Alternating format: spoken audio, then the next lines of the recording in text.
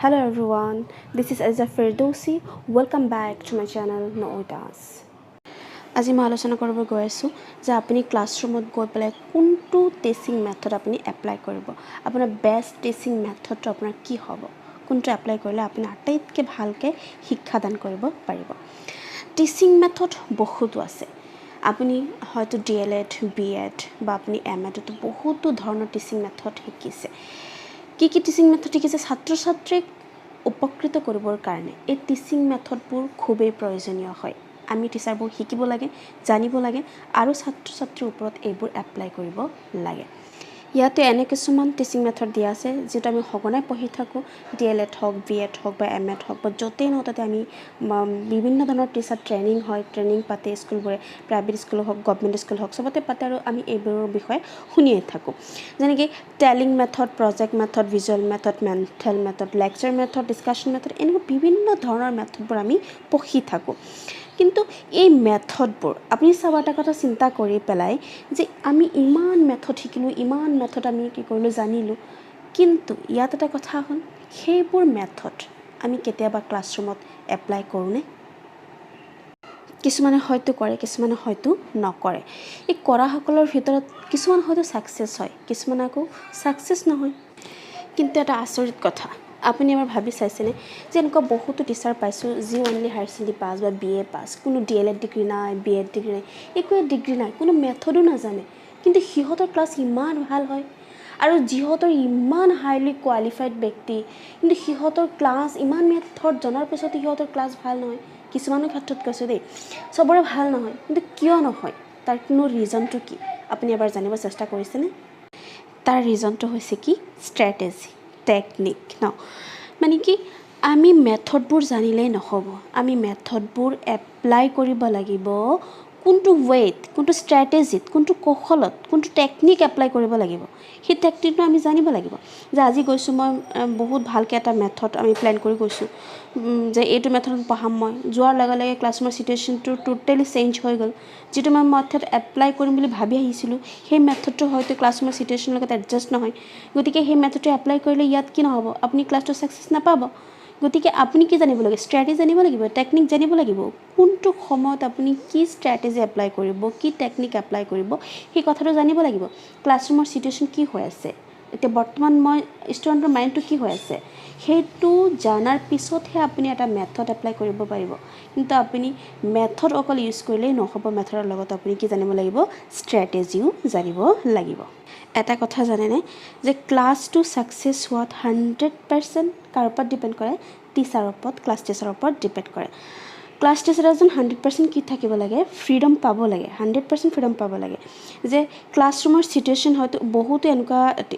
School দেখিছোঁ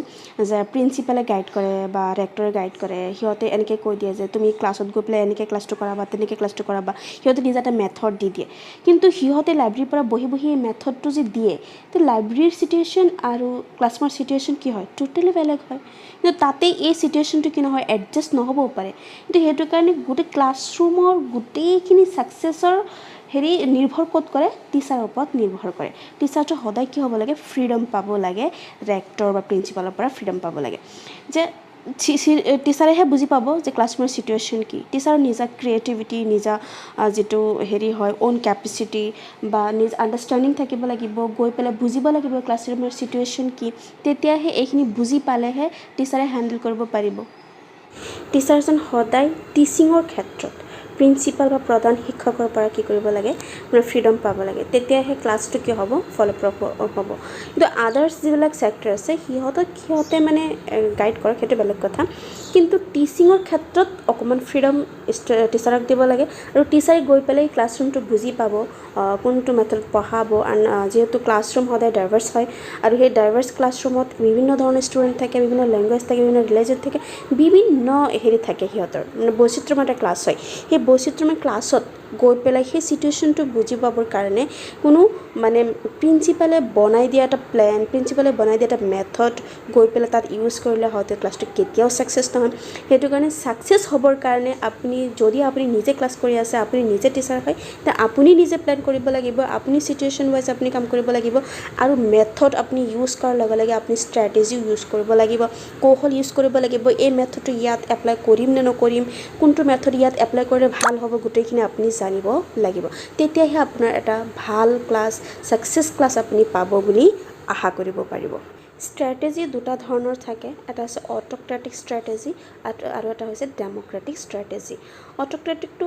teacher centred হয়, মানে গোটেইখিনি টিচাৰেই মানে ক্লাছৰুমটো চলায়, টিচাৰৰ ওপৰতে নিৰ্ভৰ কৰে। আৰু যিটো আমাৰ ডেম'ক্ৰেটিক হয়, ডেম'ক্ৰেটিকটো অলৱেজ কি হয় মানে চাইল্ড চেণ্ট্ৰিক হয়, মানে ষ্টুডেণ্টেই ওপৰত নিৰ্ভৰ কৰে গোটেইখিনি ক্লাছ, ষ্টুডেণ্টে সৰবৰাহ হয় তাতে। যিহেতু আজিৰ যুগত চাইল্ড চেণ্ট্ৰিক এডুকেশ্যন হয়, গতিকে আপুনি গোটেইখিনি চাইল্ডৰ ওপৰত নিৰ্ভৰ কৰি ক্লাছটো কৰিব লগা হয়। সেইটো কাৰণে আপুনি বুজি পাব চিটুৱেশ্যনটো, গতিকে আপুনি মানে কি কৰিব, ক্লাছটো হেণ্ডেল কৰিব। আৰু ক্ৰিয়েটিভিটি এটা বিৰাট ডাঙৰ বস্তু, যিটো আপুনি সদায় ক্লাছত গৈ পেলাই মানে ক্ৰিয়েশ্যন কৰিব লাগিব, অবজাৰ্ভ কৰিব লাগিব, কোনজন ষ্টুডেণ্ট ভাল, কোনজন ষ্টুডেণ্ট বেয়া, কোনজন ষ্টুডেণ্টত কোনটো টেকনিক এপ্লাই কৰিব লাগিব, কোনটো নকৰিলে ভাল হ'ব, সেইটো আপুনি বুজি পাব লাগিব। ষ্টুডেণ্টৰ আকৌ বহুতো লাৰ্ণিং ডিজেবিলিটিছ থাকে। সেই ডিজেবিলিটিছ কি থাকে আৰু কি মেথড, যিমানখিনি মেথড আছে গোটেইখিনি মেথড, তাৰপিছত গোটেইখিনি ষ্ট্ৰেটেজি, লাৰ্ণিং ডিজেবিলিটিছ কি হয়, ক'ত মানে লাৰ্ণিং ডিজেবিলিটিছৰ পৰা মানে কেনেকৈ আমি হাত সাৰিব পাৰি, গোটেইখিনি ডিটেইলছত মই নেক্সট আৰু এনেকৈ ভিডিঅ' বনাই পেলাই দি যাম। আৰু মাজে সময়ে দি যাম যে মোৰ নিজা ক্ৰিয়েশ্যন কিছুমান মেথড আছে, সেইবোৰো দি যাম।